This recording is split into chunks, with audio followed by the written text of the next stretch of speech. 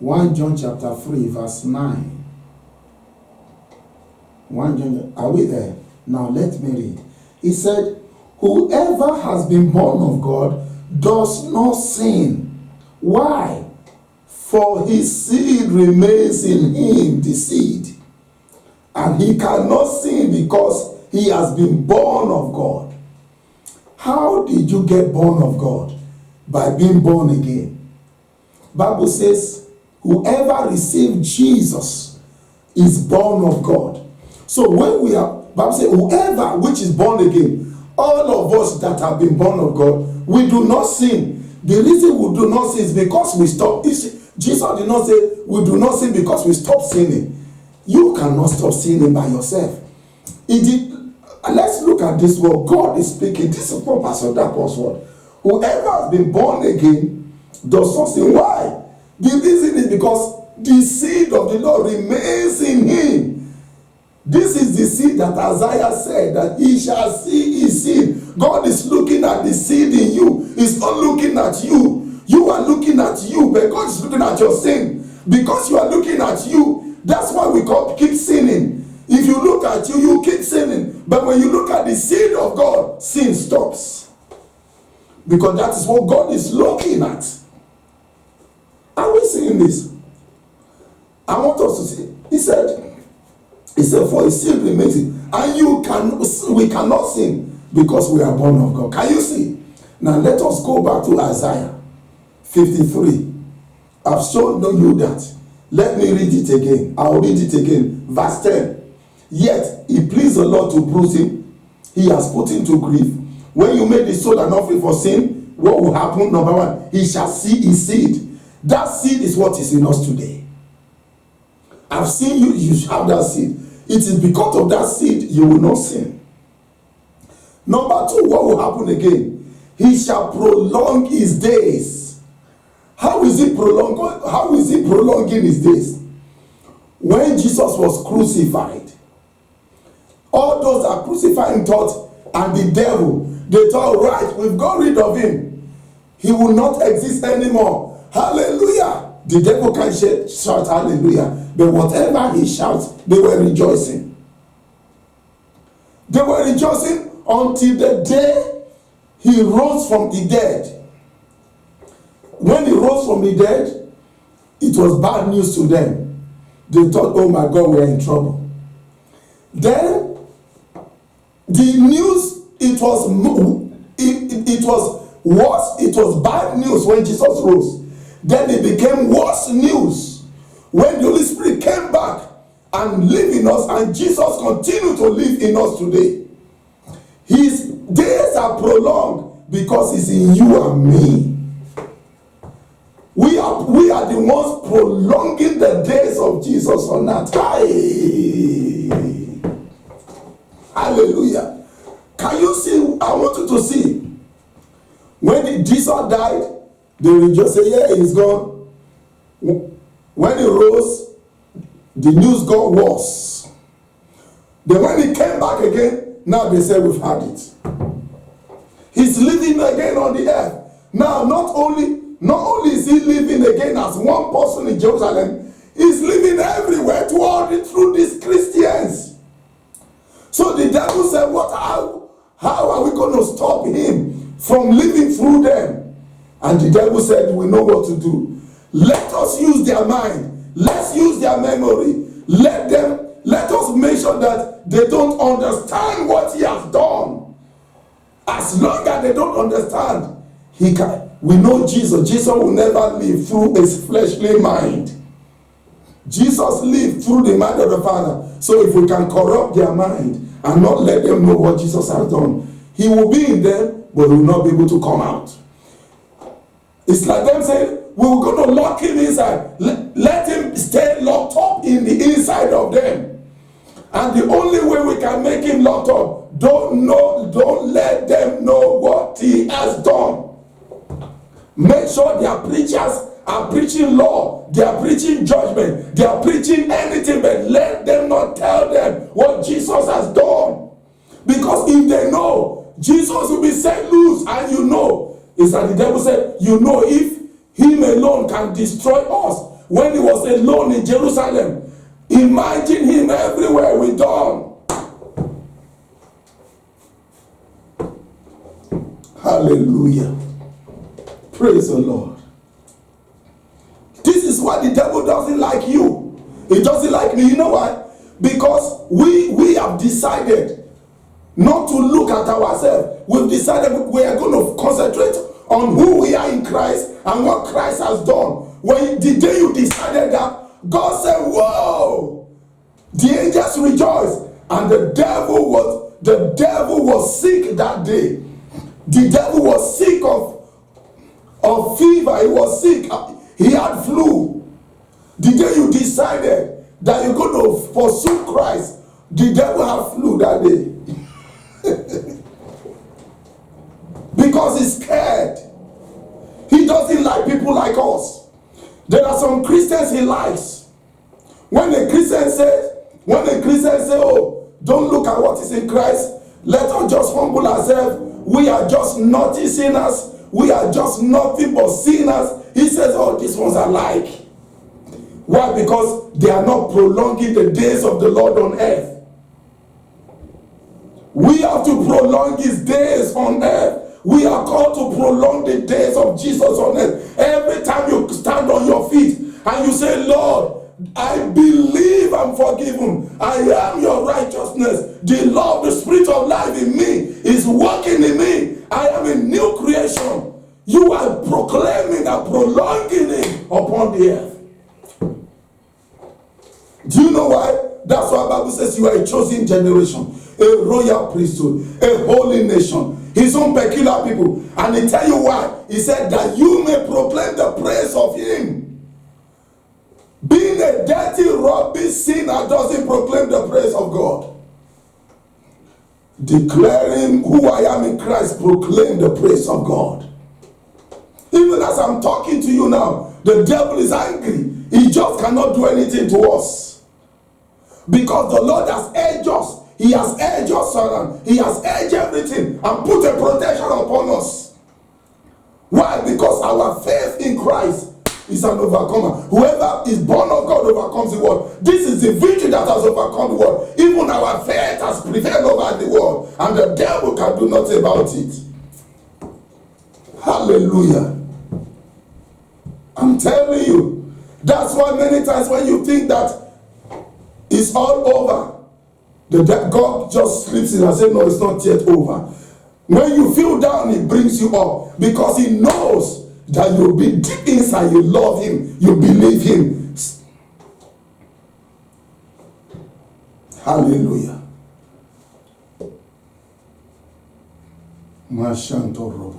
Hallelujah. I feel the presence of God. Seriously. I feel God is telling me to tell you that is bringing this word today. Take this serious. God says, all I'm requiring from you, sons and daughters, is just believe. Even when you are alone there, I am there with all the resources and the armies of heaven. Think not, says the Lord, that I'm giving you this word because of anything you have done. I'm faithful to my son. God said, I should tell you. He said, my son has been faithful to me on your behalf. And I have to be faithful to him also. And my faithfulness to my son is my keeping you. Is my loving you. Is my making sure you experience what he has paid for. He never failed me on earth, and I will not fail him now. Because I and him, have you not heard that he said to you that I and him, we are one. To fail my son is to fail myself. He's paid the price for your sins. And I am here by the Holy Spirit, says God, to make sure that you experience what he has done. This is why the resources are there. You might be alone, you might be one too, but a day will come. I don't know what I'm saying. The day will come. Some of you, I'm going to open your eyes to encourage you. As I did in the Old Testament, I'm going to open my eyes, your eyes. You're going to see legions of my angels. And from that moment, you're going to be unquenchable. Your fire and your zeal and your power, the way your faith is going to believe in me, will be greater. Some of you here, says the Lord, I'm going to open your eyes. I will make you see a glimpse of the Spirit, of those who are for you, the warring angels around you. And from that moment, you become impossible to be ever fear. And my love will increase in you.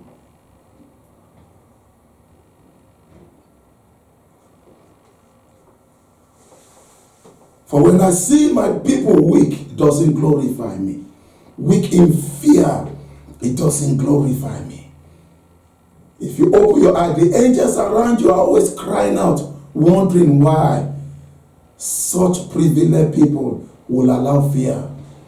But halabotoreka shantara, lebrokotoreka sataya botoreka sebrababa, shanta robotoreka setare babe.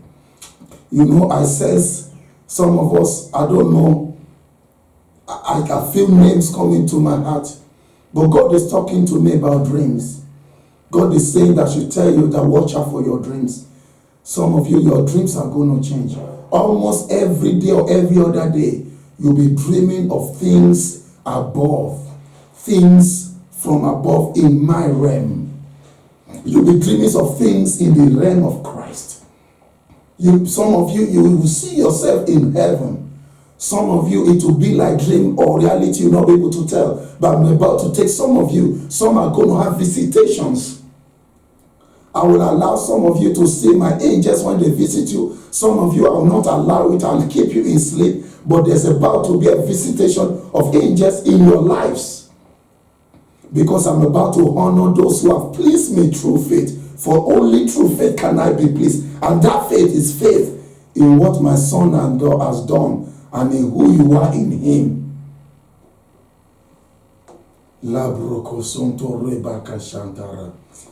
Please, can we do something? I don't know why, please. Can you just do your right hand like this? Your right hand. Lord Jesus, this is the right hand of strength. Lord Jesus, we lift this up to you. This right hand signifies the strength, the abilities of man. But we hold this up, knowing that the arm of flesh can never do us good. We hold it and say, you take anything of our strength and replace it with your own right hand, which is the arm of the Lord, the Christ of God. In the name of Jesus Christ. Amen. Amen. Praise the Lord. Hallelujah. Amen. Let me continue. Thank you, Father. Thank you, Father. I just felt like breaking and saying that hallelujah. Where was I? said, we shall see his seed, he shall prolong his days. And look at the next thing that he said. I've explained the seed, I've explained prolonging his days. Now the next one is, he said, and the pleasure of the Lord shall prosper in his hand. What is the pleasure of the Lord? He said the pleasure will prosper in his hand. Is that not right? So it is in his own hand it will pleasure. It will prosper here. So let's look. What is the pleasure of the Lord? Put your finger here. Yeah, put your finger there. Let's look at Ephesians chapter 1. Ephesians 1. Ephesians 1. Please, as I'm going along, if question comes into your heart, please note them down, and then we'll ask amen. Note them down, because I know God is speaking today. I didn't plan this. The Lord is speaking to us.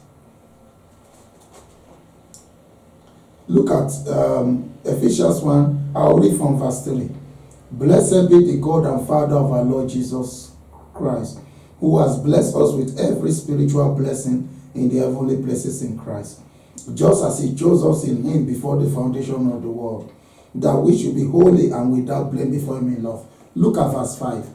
Having predestined us to adoption as sons by Jesus Christ to himself, according to the good pleasure of his will. Let me read verse 5 again. Having predestined us to adoption as sons by Jesus Christ to himself, according to the good pleasure of his will. Remember what Isaiah said. He said the pleasure of the Lord will prosper in his hand. What is the pleasure of the Lord? We being sons and daughters. We being sons and daughters are his pleasure. And God said it will prosper in his hand. That means God is going to bring you to maturity. And I know this is true because he said, he that have begun this good work will perfect it in the day of Christ.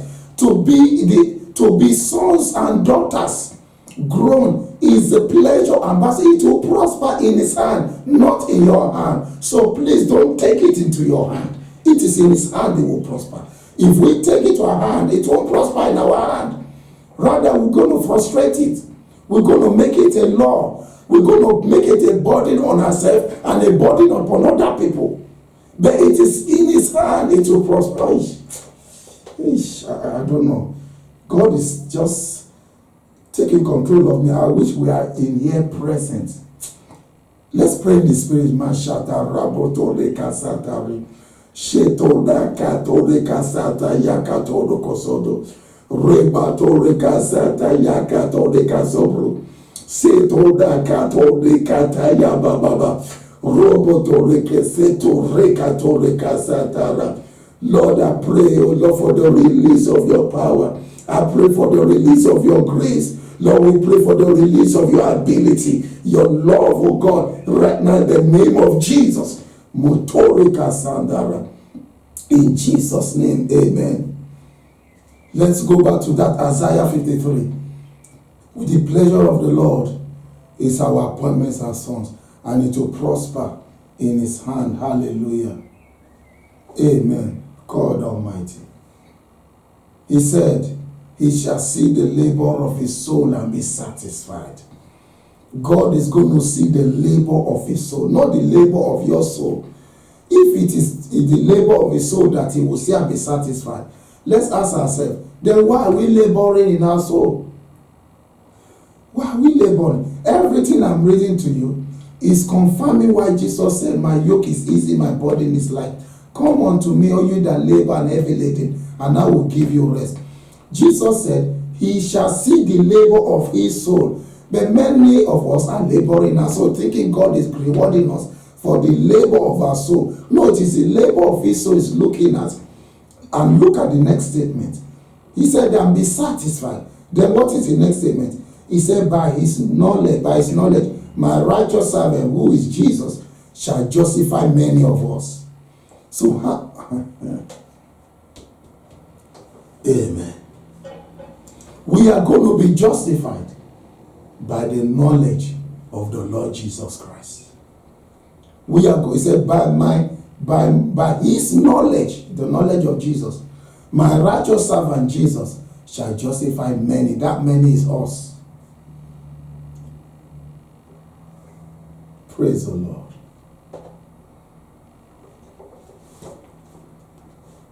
Thank you, Father.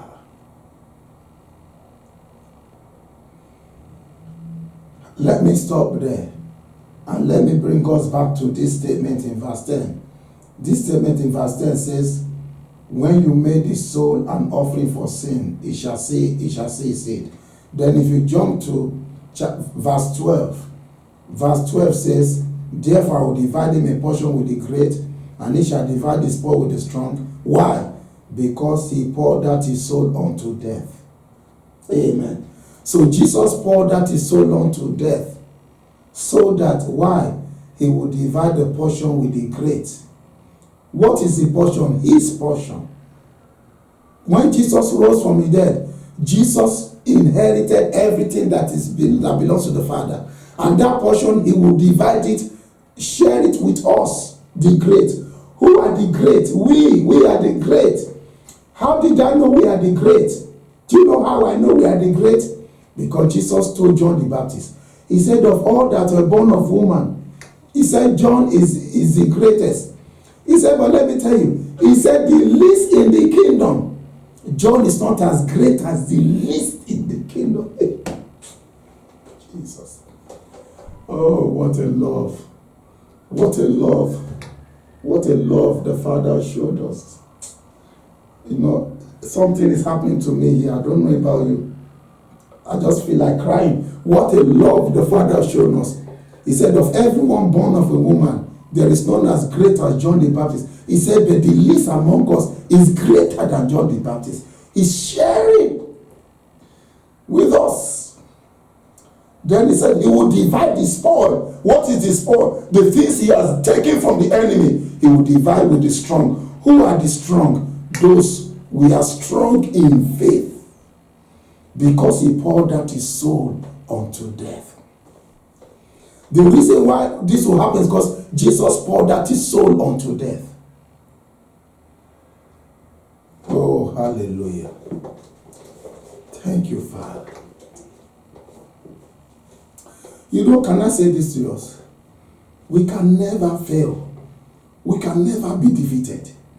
I'm beginning to understand more when he said, we are more than conquerors through him who loved us, because it was his love that brought us to this victory, not his strength. Because he loved us, he came for us. Through that love, we are more than conquerors. Let me tell you, your feelings will not confirm this to you. Your memories don't confirm this to you. What confirms this to you is because God said it. And because God is faithful. God said it and is faithful. It is the word of God, and he that said it is faithful. That is what makes it true. So my feeling can lie to me. Situations can lie to me. I can feel weak, defeated, but that doesn't mean it is true. See, let me tell you, Sister Alice's husband is called Andy. I can choose to go and tell somebody, I said, Alice's husband is called John. Because I called him John doesn't make Andy change his name to John. I choose to say that. But Andy remains Andy. And Alison will never change her mind. I said, because Pastor Peter was called my husband John, she's now going to go home and fight Andy and say, your name is John. And Andy said, no, my dad called me Andy. I said, no, but Pastor Peter called you John, so you are now John. And then they are fighting. That would be stupid. Your feelings can tell you something, but God is the one that determines our identity. Praise the Lord. Amen. Hallelujah. Are we getting something? Jesus is Lord. Let us look at Acts chapter 2 before I go ahead. Acts chapter 2. Acts chapter 2. Verse 25. I'll read from verse 25, but I'm going to read up to 31. But I just want to read all this. 31 is where I'm going to, but I want to read so I will have the connection. From verse 25 says, for David says concerning him, I foresaw the Lord always before my face, for he is at my right hand that I shall not be shaken. Therefore my heart rejoiced and my soul was glad. Moreover my flesh also will rest in hope. For you will not leave my soul in Hades. Remember what he said. He said, for you not leave my soul in Hades. How did the soul of Jesus go to Hades? We all know. You remember the scripture said he poured out his soul unto death, isn't it? Bible says his soul was offered as a sacrifice for sins, and he poured it out unto death. That is how he went to soul. He went to soul because he died in our place, right? So when Jesus was poured out his soul in the eye of God, it was our soul that was being poured out unto death, right? So let me read on. Nor will you allow your Holy One to see corruption. You have made known to me the ways of life. You make me full of joy in your presence. Men and brethren, let me speak freely to you of the patriarchs of David, that he is both dead and buried, and his tomb is with us to this day. Therefore, being a prophet and knowing that God has sworn with an oath to him that of the fruit of his body according to the flesh, he will raise up the Christ to sit on his throne. Now, this is where I'm going. He, foreseeing this, spoke concerning the resurrection of Christ, that his soul was not left in Hades, nor did his flesh see corruption. Can you see that verse 39?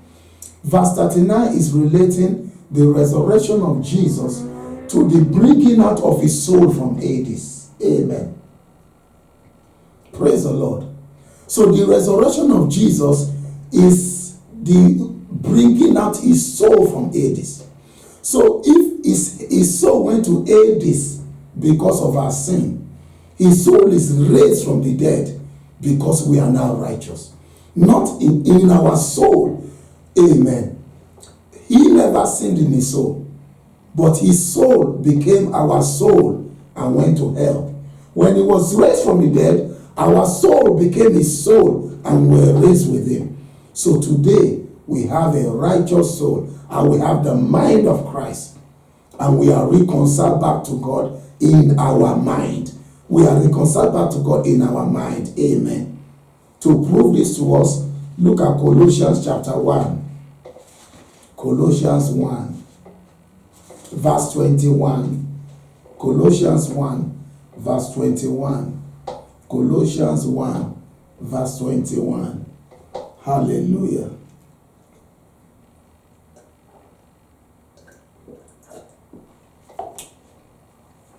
Colossians 1, 21. I read and I said, and he said, and you. When he said, and you, he's talking about all of us. And you, who were once, look at this, alienated, and secondly, enemies in your mind by wicked works. Yet now he has reconciled in the body of his flesh through death. What is the result? To present you holy and blameless and above reproach in his sight. If indeed you continue in the faith, not in the feelings, in the faith, grounded and steadfast, and are not moved away from the hope of the gospel, which you have heard, which we preach to every creature under heaven, of which I, Paul, became a minister. Look at what it says. We were once alienated from God. We were once enemies in our mind. When enemies settle their quarrel and become friends, that is called reconciliation. When two people who have a good relationship before now are having strife, and then later settle their strife, is called reconciliation. I believe that English is right. Amen. Now, how were we enemies with God? We were, according to this scripture, which is God telling us, we were enemies in our minds by wicked work. We were enemies in our mind. If we're enemies in our mind, and Bible says we have now been reconciled, that means we are no longer enemies in our minds with God. Amen. We've now been reconciled. Hallelujah. And we were reconciled to God because through the resurrection of Jesus, the soul of Jesus Christ that was raised from the dead has now been accounted as our true soul, which is why Paul said to us, he said, we all have the mind of Christ. 1 Corinthians 2 verse 16. 1 Corinthians 2:16 says, for we all have the mind of Christ. If we have the mind of Christ, Brother John has the mind of Christ. Sister Beryl has the mind of Christ. Brother Peter has the mind of Christ. Sister Elizabeth has the mind of Christ. Sister Margaret has the mind of Christ.